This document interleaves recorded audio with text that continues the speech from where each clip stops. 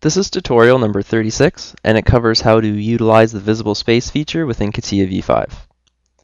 To start off, open up tutorial part number 36, which is located on the DVD. Now, what I'm going to show you in this tutorial is how to utilize visible space.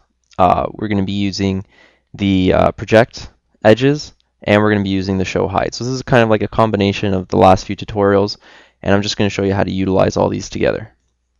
So what we're going to do in this tutorial is we're going to create a sketch on this face here, and we're going to say that we want it to be a circle that's the same size as this edge here. So we want it to be touching, and we want it to be on that circle there.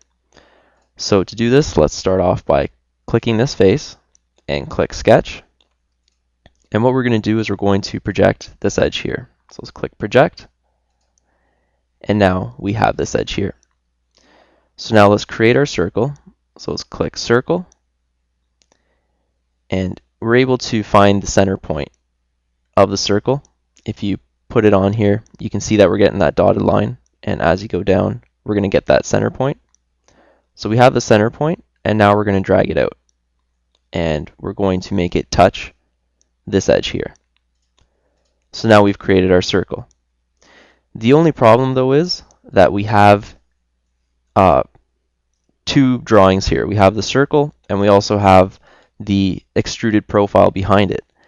And to actually extrude it out, we need to delete that solid profile behind it. The only way to do that is by swapping the visible space, showing and hiding, and to get rid of that other drawing. So we need to get rid of it, because if we don't, we're not going to be able to extrude it out. So to do this, what we're going to have to do is right-click on this sketch that we just made, click Hide, and now we're able to see that sketch behind it that we need to delete.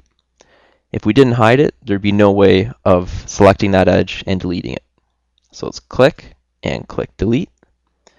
Now we'll swap our visible space, and when we swap, we're able to see the drawing that we just hid. So let's right-click on it, click Show, swap again, and now we have our drawing.